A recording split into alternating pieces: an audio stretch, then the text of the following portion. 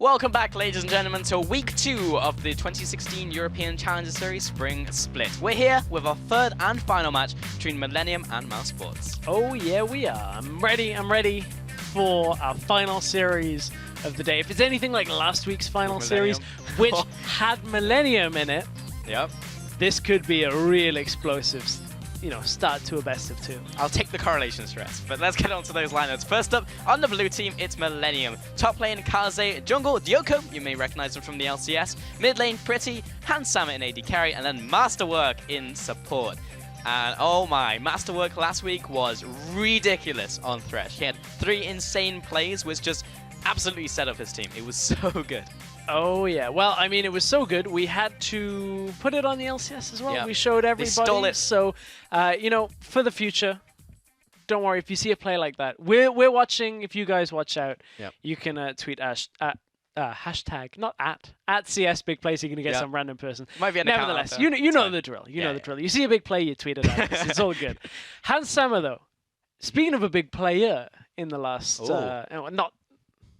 not talking about that kind of. Okay. I'm just saying, he had a good series. Had a really good series for Millenium last week. We've heard a lot about him, and that's the other half of what was so good about Masterwork, was every time Masterwork was making a play, Handsama was there synergizing with him very well. The same with Kaze. To be honest, everybody on Millenium did really well last week, and that's why they closed their games out really quick. You have to be able to pick up the pieces when people set it up for you. But for me, they were the most impressive team out of week 1. And I thought it was going to be Huma. I mean, yes, they turned up today, and they had the chance to be the most impressive team of week 2. But week 1, it was absolutely Millenium. Definitely knocked the ball out of the park. I agree with you on that. I now have a little bit of hesitation coming into week 2 because Joko has been playing with the Unicorns of Love a little bit.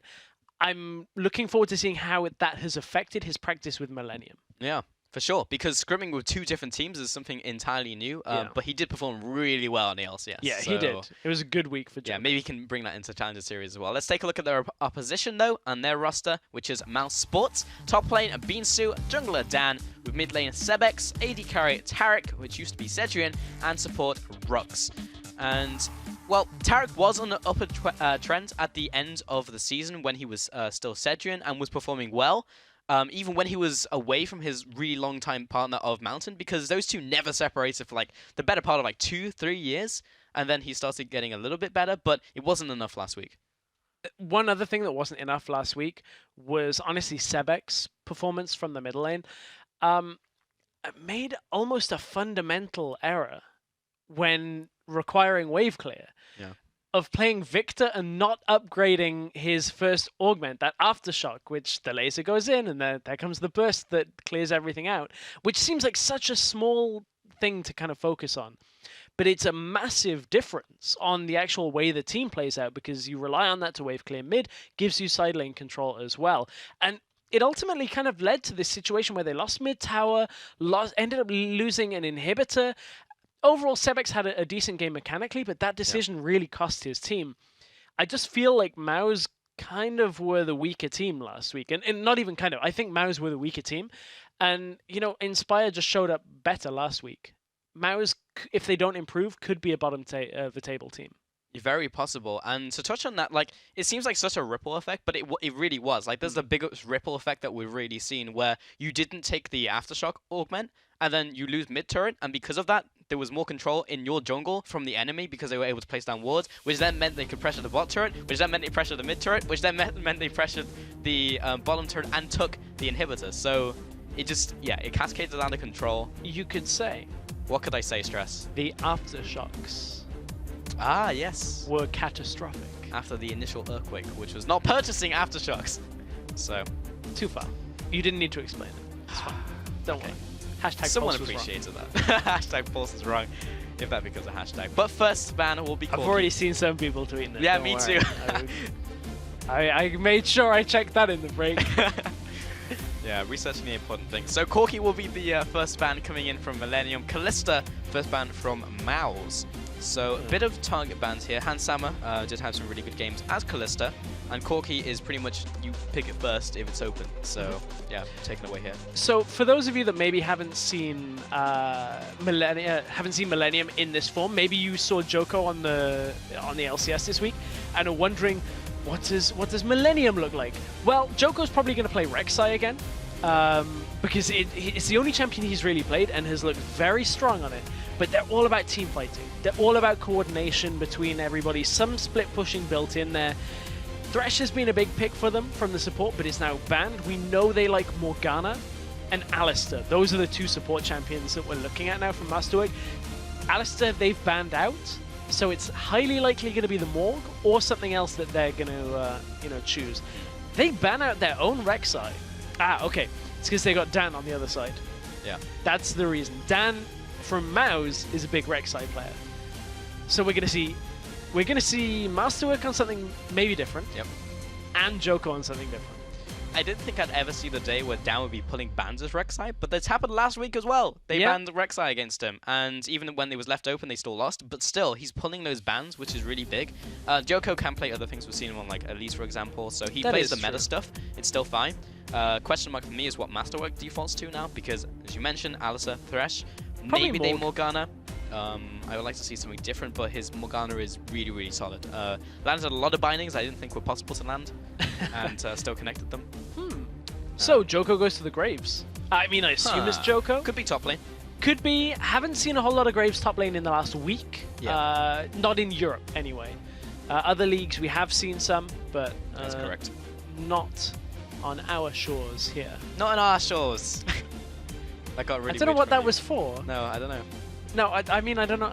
Maybe I just from said me. it Yeah, you went super like. Okay. You went kind of Welsh, and I just went Jamaican. Well, I mean that makes sense. I'm sorry for being Welsh, Charles. Like, that's. Well, hovering over Nunu, he was changed in 6-2. Changes to E. We're probably not going to see him here, but probably will return to solo queue where he'll annoy a lot of people. More utility, less damage is the TLDR. TLDR, he can throw a snowball out like every 2 seconds in late game fights. So good luck running away. Yes, and even though the duration has changed to 2 seconds, if he's doing that every 2 seconds, then you always CC'd. So have fun with that. Jungle will have the Elise, I believe. Yes, has been locked in. This makes sense. Yeah, and then it does. It's a Lucian and Elise. Yeah, again, same thing we were talking through is now you go down the tier of AD carries. Who do you look for? They could look for the setup that Vitality ran a lot, which was the Misfortune Morgana lane, which has really strong lane presence. When you look at the amount of damage that comes from Misfortune and the ability for Morgana to proc Thunderlords very easily. If they want to go that side and go full team fight, one of the issues with that is they have the Graves already, which is fairly long range and no crowd control provided by him, so they need crowd control to come from somewhere else if they were opting for that. But there are options. Ezreal is available, Misfortune's available, Corki is not available. I actually feel like Millennium's bans have restricted what they want to play quite significantly in this game. Like, we didn't talk about it, but blue ban Corki is so unheard of. Yeah, they did get the first pick Grace though, so they still had something to first pick, and they can follow from Morgana, which Masterwork can play, and there's no real priority on that from Mouse. Then they can follow with the Poppy, which they have done. But what I would say to that is that I think Corki would be a red side ban almost 100%. Yeah. So that would then leave Kalista or Thresh available, which would give you at least more room to work with. Yeah. I don't think it's this is what we're banning. I don't think it's 100% detrimental, but it certainly has made Millennium dig deeper into their own champion pools. For sure. Waiting for those next 2 pickups from Mouse as well. Tarek now always likes to hover over Tarek. I was going to say, we're going to have to put up with this now. Yeah, it's actually his name as well, so he just changed to his real name. So. Wonder if he has such an obsession with gems. Ooh, maybe. This is an interesting Minerals 1-2 Marine. combo. Janna and He's Maokai. back. So, we saw Maokai in our first series of the day. With that, I was going to say Thunderlords, but I mean Grasp of the Undying. Yes. With Grasp of the Undying, real difficult to get him out of lane. With Janna now alongside the Lucian, it's a lane we've seen a fair amount. And the one way that Janna Lucian tends to struggle is without engage potential. If you don't have the ability to step up and really do anything else other than just hit the turret a couple of times, you tend to have to back away, you can't really do too much. With a Maokai now, you step up as a 3 or 4 person stack, and suddenly you can get behind that turret. Suddenly you can get somebody that's at least out of position, or at least just kind of, posture. Yeah. So that you're forcing people presence. back. Exactly. Have the presence around the turret so that people can't just walk up and go, oh, you're a Janna. That's a Vayne. It is a Vayne, and Handsammer as well. Like, if there's any AD carry in the league, okay, maybe apart from Holy Things as well, who can swing a Vayne, we'll pick this one here. We saw Sophia play it. Yeah, we did see LCS. Sophia play it, and we saw not a great performance. No. He had too short range and too little damage to consistently get into the fight. Yep. He was always zoned away by these big picks that were pushing him backwards. Maokai is going to be one of those picks, which is kind of like advancing on the Vayne, and the Vayne has to be on the back foot. It's only when you can get through the Maokai as a frontline target, which Vayne ultimately will be able to later in the game. But then it's on the rest of Millenium to be enough of a threat to protect that Vayne. You have the Lulu, which actually got through to the last rotation. Yep. You have the Poppy to disengage 2 or 3 people maybe out of a fight. And the ability to stop most of them, as we alluded to, won't stop Maokai. Yeah. Black Shield and Black Shield Ultimate is a big deal. So this is really like and the smoke screen. From all in Graves. on Handsammer plus the Graves, who will be able to do some stuff in the early game. I was thinking, oh, it might be a top lane Graves for a second, because we have seen some jungle Poppy. The big change is Maokai just coming back. Yeah. Really big. We saw CJ Enters pick this one up, and Tara. And like it did well, but it was also seeing games where it's lost as well. I like it into Poppy because it's not a dash. You are untargetable, so you go underneath and can CC. So that's one thing. But with Morgana as well, like you're still going to be able to block the Twisted Advance. Mao's comp on the other side, however, feels very reminiscent of like a mid-2015 comp, where you've got some kind of engage coming from the top lane, you've got a wave clear mid laner like a Victor, that control mage, with just like a strong duo lane in the bottom lane. And it kind of has a lot of bases covered here. You have strong jungler, you have the ability to 2v2 plus engage potential. I quite like it. Millenium are running a difficult composition to run. That's the other side. We've talked about how they need coordination. Like, this comp requires coordination. It requires full confidence in Handsammer, in both himself and his team. Like, everybody has to work around him. Millenium is the team I've been most impressed with in terms of team play, though, in Challenger. That is so true. if there's a team that can pull it off, it's probably Millenium. I said the same thing about Handsammer, but he's the linchpin of this this composition. So jump on Twitter and tell us what you think about these compositions, because this is an interesting one. Hashtag MIL win and hashtag MOU win. And we'll be jumping into this game very shortly.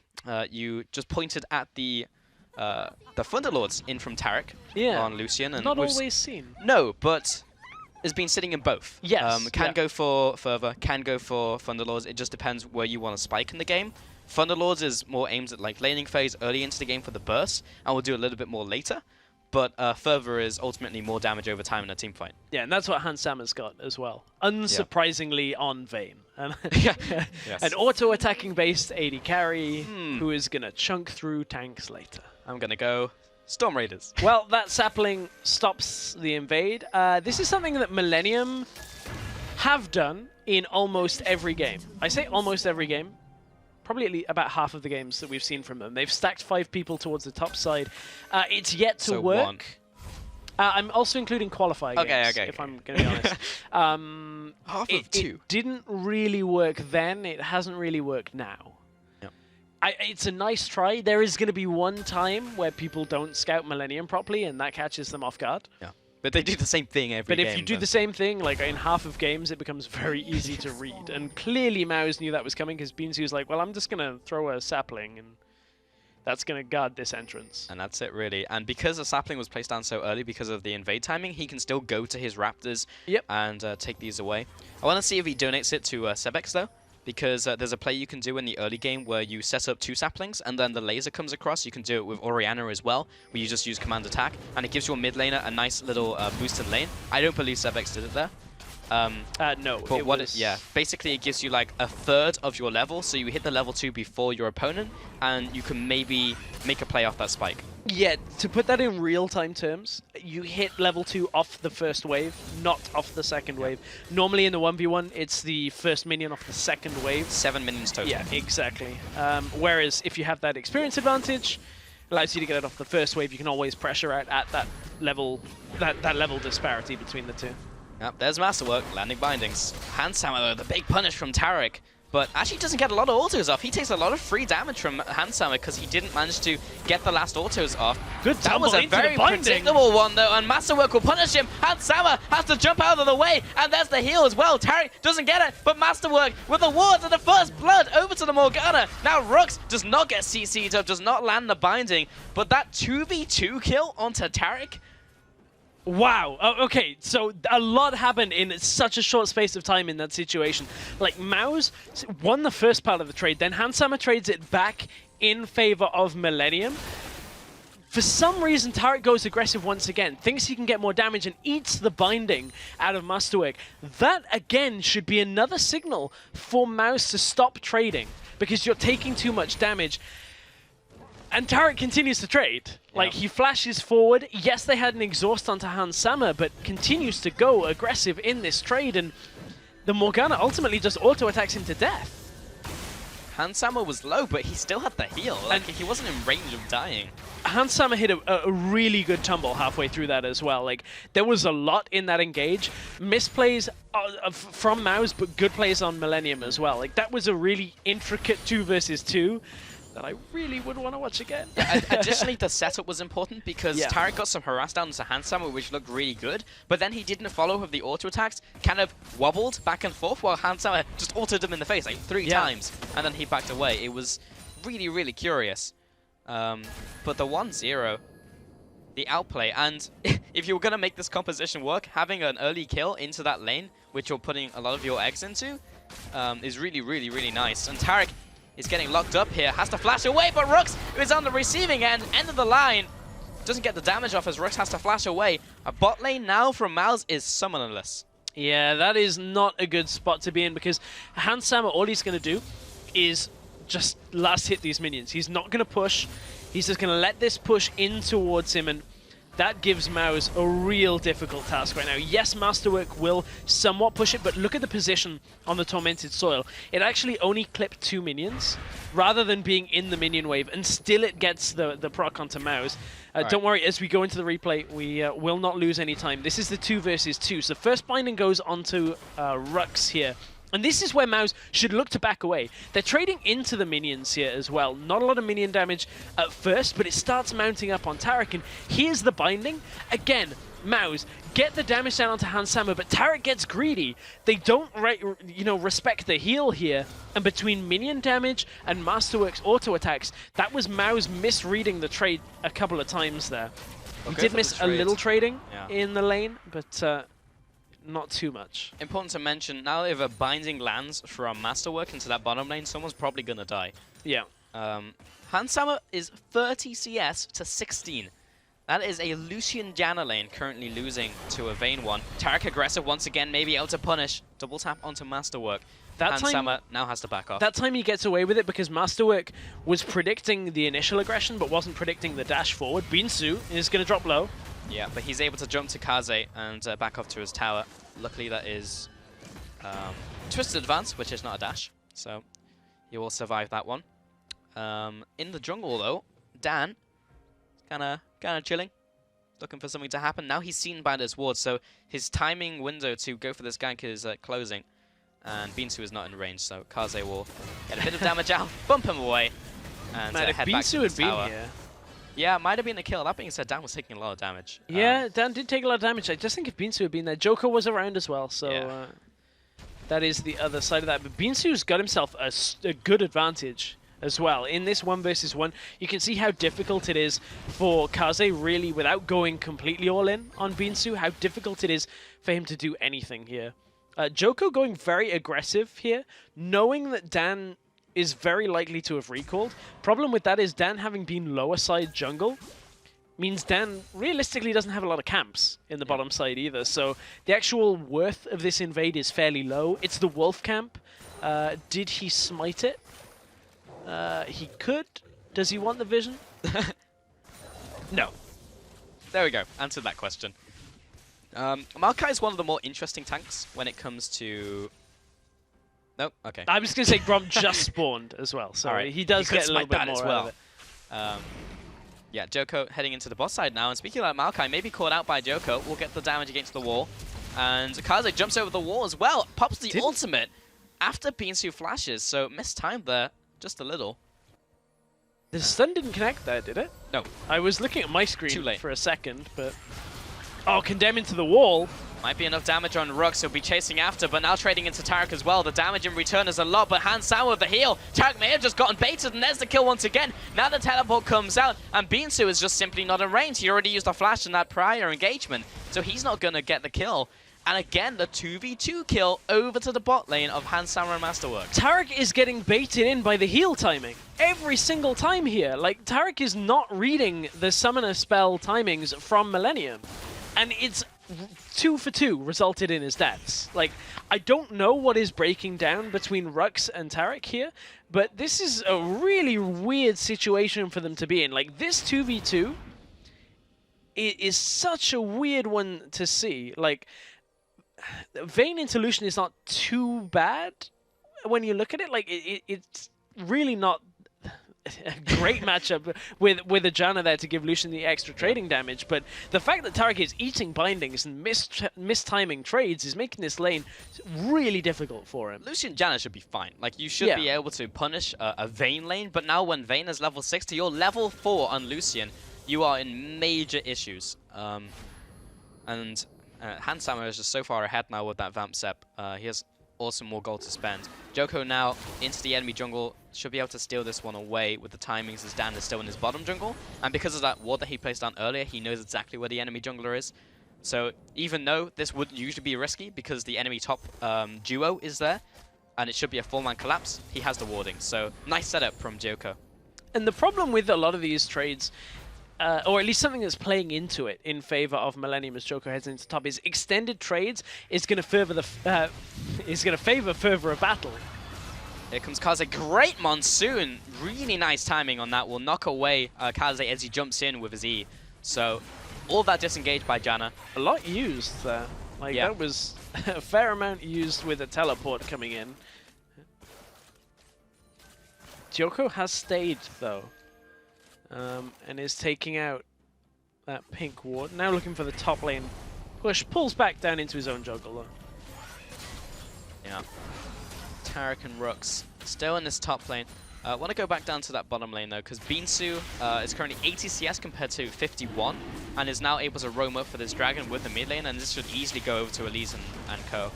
And Kaze can't really do anything about it, they'll just donate over blue. So, speaking of Maokai being one of the more interesting tank matchups, he has a lot of potential to actually kill his opponent in lane. Like, sometimes you'll see a double Doran's Ring even, and then into Catalyst for his laning phase, and if he doesn't really need the tankiness and just wants the extra mana from the minions he kills, and his kill potential is actually pretty good compared to other tanks. Like, he can actually, like, 30% to 0 you, that type of thing.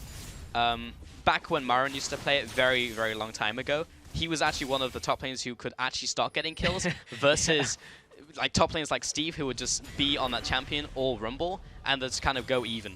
Yeah, that's fair to say.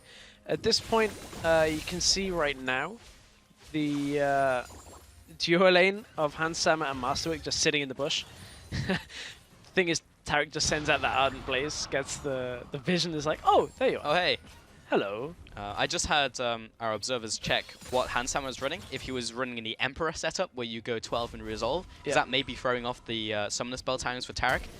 Oh, the flash! And he lands it onto Rux, knocks him against the wall, should be able to get the condemn, even goes for the positioning, has been exhausted, but with the follow-up CC from Masterwork, he still also goes down. And Tarek is now back at his turret, having to see his support die. Oh, here comes Dan though. Hansama now has no flash, heal is up. Masterwork is the one that could be caught out, but Nothing comes of Dan roaming top here. In the mid lane, we may see a Graves gank come across. Sevex is lower mana, but Joko is actually just in the jungle taking this one away. I'm not sure if he was seeing that. Yeah, he was. Sevex actually pings that one out, and Kaze will head into the jungle. But Sevex is fairly low on resources. Now pretty edging ahead. Poppy's here as well. Joko is looking for this. The damage against the wall of end of the line, and the ultimate. He will flash away from it, but Kaze being there will pick up that kill into Sevex, and Dan does not land the cocoon. He'll be backing away. Now from the bottom lane, Binsu's looking for the collapse, but who does he really collapse onto? It's Lulu, who is able to CC him, slow him down, speed herself up, pop her ultimate. Dan has really struggled in this game to get anything done. He's basically been farming the entire time and really hasn't been involved. There have been no kills that have come from his involvement and has always been behind the play. Like on the top lane, now in the mid lane. Yep. He's just lagging behind where Joko is on the map. And, you know, we were questioning, how did Joko's time with the Unicorns of Love affect his practice with Millenium? We haven't seen conclusively just yet, but Joko has done nothing to make us believe anything other than what we saw from Millenium last week. There have been no real mispositions from Joko here. He's played mostly a kind of a solo game, going into the bottom jungle, clearing that out. Dan, however, is going to try and make the first play of the game. See ya. Oh, he got Maokai with that. Dan has the turnaround. That's a win. That is a win. Yeah, Beansu just goes back to farming. Dan is... Like, his problems with being late to the play is exacerbated here because he hasn't finished his first item, being the Cinderhulk, whereas Joko has. So he's going to continue being behind. Now Joko's in the enemy jungle placing down wards. He can do so because the top lane is behind. The support and the jungler is in the bottom lane, so they can't even contest. And Joko, the enemy jungle, is now his jungle. And he can do whatever he wants. The only thing that's really going remotely well for Mouse is the fact that Beansu is so far ahead in this this 1v1 top lane matchup. It actually doesn't transition to too much gold difference. It's only just over 100 gold difference between the two, believe it or not. Yeah. Which, considering the CS difference, feels kill, a little odd, but the kill does balance that out from mid lane. And that's all from Kaze saying, okay, well, I'm not getting anything done in my lane. I'm going to another lane. Mid lane now being sieged in by Joko and Pretty. They should be able to get this, but that minion is low. There's the ultimate as well. He tries to burst him down, and with Dan coming in from the side, maybe they can get something to happen. Perfect cleanse coming in from Pretty, and they disengage. Oh, Joko wow. with the BM! Whoa! This is one thing I've missed from Joko. Oh, Kaze and the Beansu going at it, but now at this point when they've built so many items, they both have their first big items, so they're not really going to kill each other.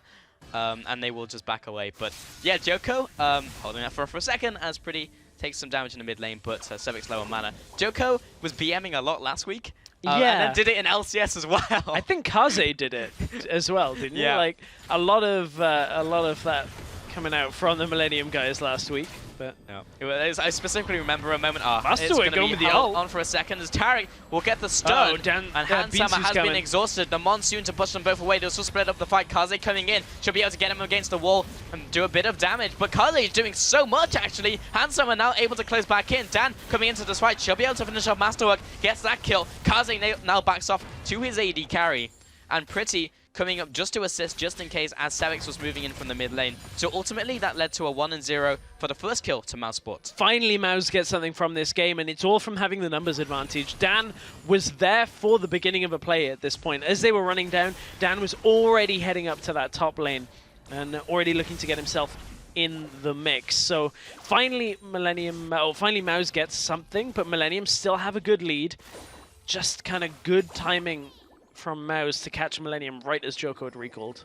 To finish a point that I was making around 5 minutes ago now, a lot of action just happened since then. But Hansama is actually running 18-12, not 18-0-12, so not running the Emperor setup. Okay. So Tarek and Rooks should not really be thrown off at all by the timings. It's a flat 5 minutes and a flat 4 minutes on heal. So they should just know the timings. There's nothing to throw them off there. Because if they did, it would be 45 seconds as a reduction. Learning with Pulse. Yeah. I got you. You got me, bro. It's all good. One thing that seems to have been learned on the Mouse side of things is that Sebek has Aftershock this game. He picked it up first. Got those boots of swiftness with it as well. That's what you need from a Victor. Like, screw damage for now.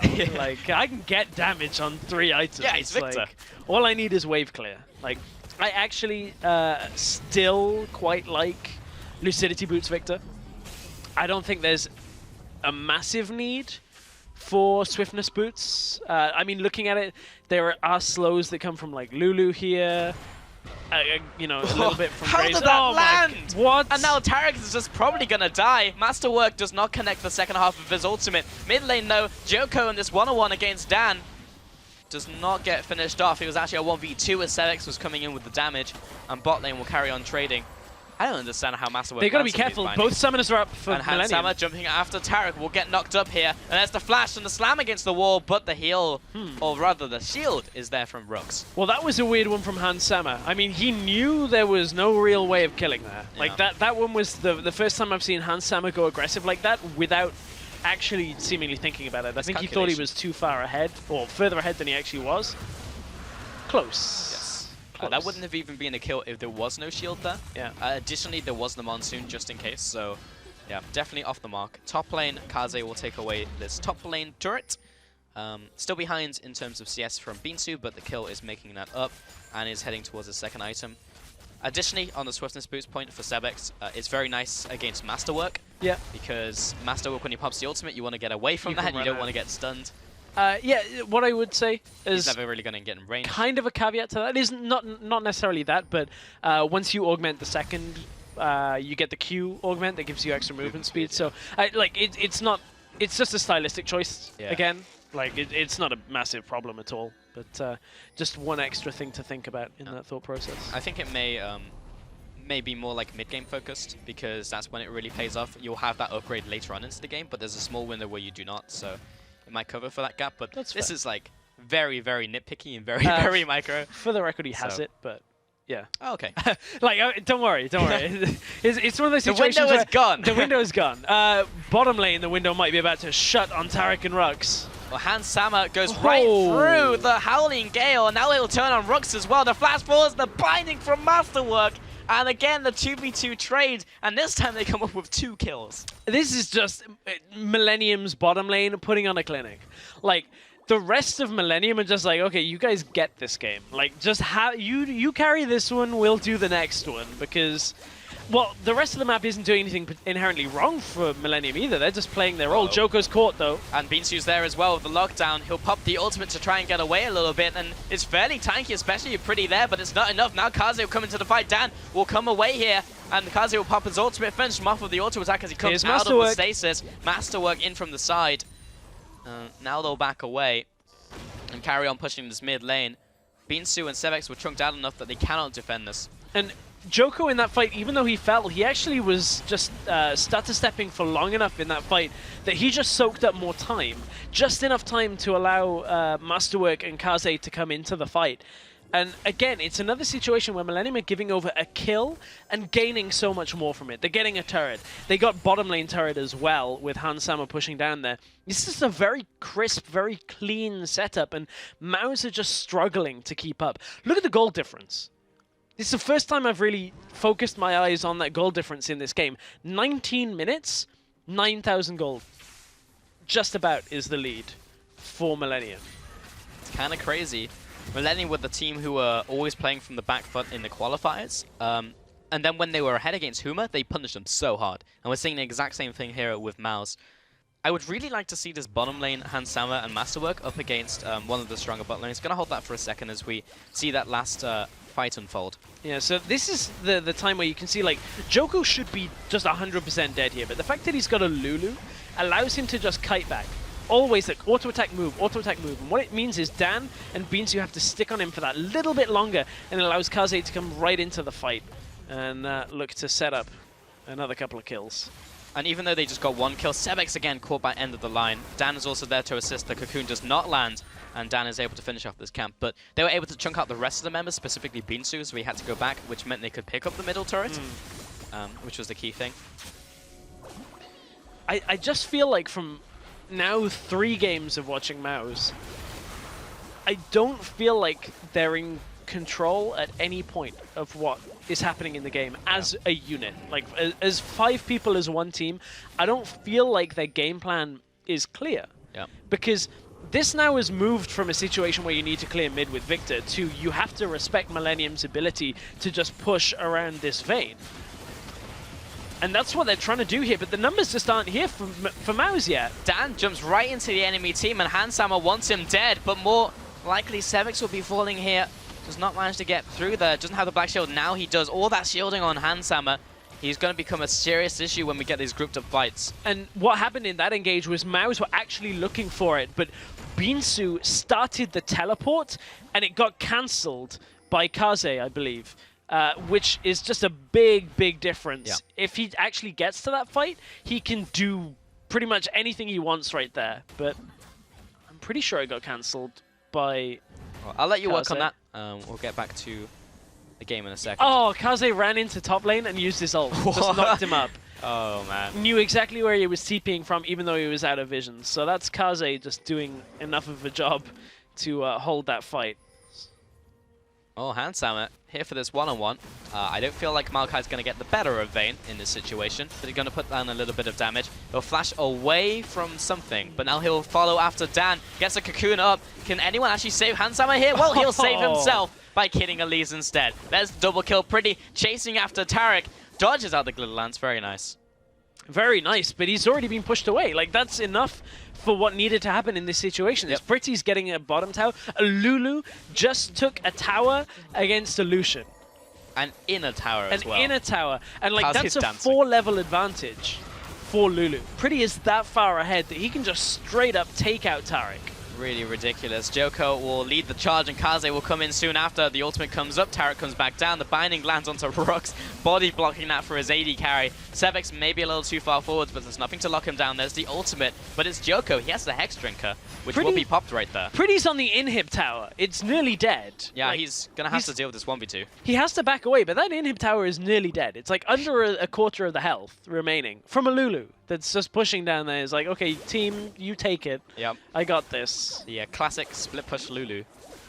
Lulu, the champion that normally has to group with the rest of the team when you have a Vayne, is just like, you don't need me. Nope. Like, it's got to the point where Millenium do not need their entire composition around this Vayne in a protect the Vayne comp to win the fights. Like, that is not supposed to happen at any point. No, maybe it's because they've been so far ahead in all of their games, but, well, Dan has been caught out here. Masterwork pops his ultimate. He'll get the CC regardless as Repel comes up. And in the bot lane, Beansu, Handsamer actually going to knock him into the bush, so he has to wait a little bit longer before killing the tree. Now in the top lane, collateral damage picks up Dan as well. The flash over the wall, Tarek, leave me alone. I mean, what do you do in this game if you're Mouse? Like, toying with this. Honestly, this is like one of those solo queue games where you're like, oh god, we've got a Vayne on our team. It's gonna feed. Then Vayne goes like 5-0 in laning phase, and you're like, well, you just won me the game. Thanks for the carry. Because Millenium have not had to make any real decisions in this game. Because just purely from the 2v2 work that Millenium got done from Masterwork and Handsamer, there were mistakes from Mouse in the 2v2 as well. But man, like, Handsamer has been on point, flashing for the condemns into the wall time and time again. It's been really fantastic to watch, and as I was trying to say earlier, I wonder if, like, we've constantly seen him on, like, passive mid laners just be really aggressive and kill everyone. Like Anivia, he was being so aggressive early into the game and not just clear waves. Likewise on Lulu, could be an effect of just them being so far ahead, but really another great performance from him.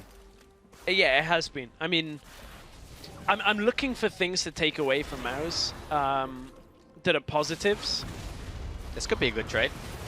The Masterwork lands ultimate onto 2. Dan has to back away. Joko's just kind of not taking damage right now. Off. He's actually just teeing off right now on Dan. Like, Dan has to repel. And Joko carries on trading with Beansu. He's fairly low on mana. He may get taken out. There's a cocoon. He'll flash and get this kill. There's the shutdown in from Beansu. That was an incredibly long trade. And meanwhile, while that was happening, they were just losing their base. Yeah, what did they actually lose from that? I don't believe they actually lost too much more. They lost the inhib in the bottom, which I think had already gone. Now they got top inhib as well from that trade. So regardless of whether it was got during the trade with Dan and Joko, Millenium have put themselves, I would say, in a commanding position, but they've been in one for 10 minutes. If not longer. Like, realistically, Millenium have had this game won for 10 minutes already. Like, there are very few games that I like to say this game is done. 6-0-2 Vayne against this Mouse composition. Unless some massive mistake comes out from Millenium, this game's done. 25 minutes in, 15,000 gold ahead. Yeah. Like, that almost never happens. And no, it does not happen. 8 towers to 0. 8 towers to 0. and 12 kills. This is, well, this game is basically done for Mouse. They just need to look towards the next game here.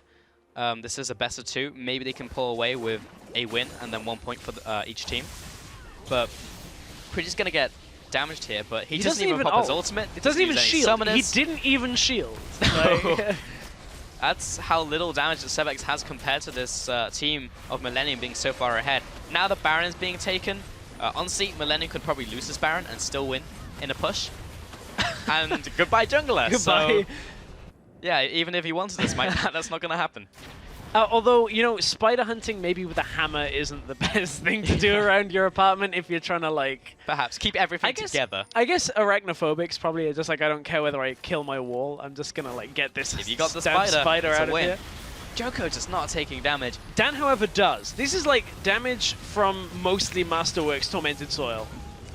Really not much to comment on here. Like, they're just all dying. They're already dead. Yeah, like Joko, Beansu uses a Twisted Advance on the target that already has Black Shield, and now Halensama will just clean up. There's the first kill, looking for his second, but he's knocked into the tower by Beansu, so he'll pick up the kill. Sebex just taps him for the kill. All of that damage was basically from the Nexus turret, and now Millenium will probably close this one in. Yeah, the last inhib's going to go down. Two waves of super minions, now Baron up minions as well, with no real ability to wave clear outside of Victor, means this game is going to be done mostly by the minions. Millenium will look to push it in through as well. Yeah, Beansu's just going to hang around. He's trying to delay the game, and Millenium is the type of team who will kill you before finishing off the game. So that is what they're doing here. Play for KDA. If Joko has a chance to start recalling, I believe he will, but the Nexus should be falling here very soon. It is literally just Millenium playing with the food at this point. And there's a nice flashy ultimate at the end. Millenium 1-0 so far. Wow. I mean, that's 3 on the bounce. It is. Almost identical and all crushing wins. Like, so fast. Very impressive. Like, we knew Millenium, everybody that, you know, other Challenger casters, people that, you know a lot about the Challenger scene, everyone was like, Millenium are good, Millenium are good. I didn't think Millenium were going to be, like, this good. Yeah, like, this they didn't show that in the qualifiers. Like, they were just solid. Honestly, these wins, whether it's the meta, whether it's Millenium playing clean, is still kind of up in the air. These wins are cleaner than we've seen other Challenger teams, even spring and summer of last year. Yep. Like, when you looked at Origin as a team, I would say Origin looked like a better team overall when it's like, you know, at the time you're like looking at prospects for the future. But I think the games have been so much more impressive from Millenium than other Challenger teams we've seen. There was more expectation on Origin, exactly. I would say that. And also in the individual lanes, they just outclassed everyone else. And it was just like, well, Origin's going to go to the LCS, and now we're looking at future prospects. But with Millenium, there weren't really that many expectations from the public. Yeah. Internally, when you talk to teams, you talk to players, yes, they're a very good team. This good? Yes, I agree. Maybe not quite this good is what we expected. And that's the biggest thing. They have looked impressive in their macro play, in their micro play. And one of the teams we praised the last split, which was Team Dignitas. Yeah. Even though they were pretty solid around Dragons, that's all they defaulted to. Whereas Millenium have way more in their playbook. My reservation on like what comes next for Millenium, we are only halfway through a series. Like, this one isn't over yet. Yes. This still could be a tie. They played against Huma last week, and Huma showed up today, didn't show up last week. Can Millenium do that against like Huma if they show up? Yeah. Maybe against the likes of Copenhagen Wolves when they're playing well. I'm looking forward to that clash of styles. It feels like Millenium are too much for Mouse in this series, though. I was going to say in the game as well, but then a lot of action happened, that I would like to see the bottom lane go up against a more difficult bottom lane, and part of that goes back to Holy Phoenix.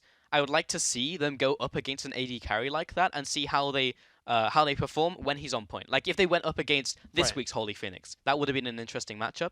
We will see them play in the playoffs if they both make it, but the way the round robin works, not going to see each other again for the next couple of weeks until playoffs. That bottom lane may be the Pinoy Nuxalot lane. Yeah. That could be an interesting one. I feel like they're probably like eat SK's bottom lane alive. Yeah. Like, we saw the SK bottom lane kind of rough against some of the weaker the Pinoy lanes, lane. Yeah. And it was rough, but man, I was really impressed. Okay, so Mouse did make mistakes in that laning phase, but then to be able to capitalize on it Sure. with the Vayne and then get exactly what you need out of that laning phase was really impressive. I really liked watching that game. I want to see what Mouse do in the next game as well in terms of adaptation, because so far they haven't shown a whole lot in week 1 or week 2. We need to see something big from them. We're going to take a quick break while our teams reset for the last match of the day, so don't touch your keyboard. We'll be right back.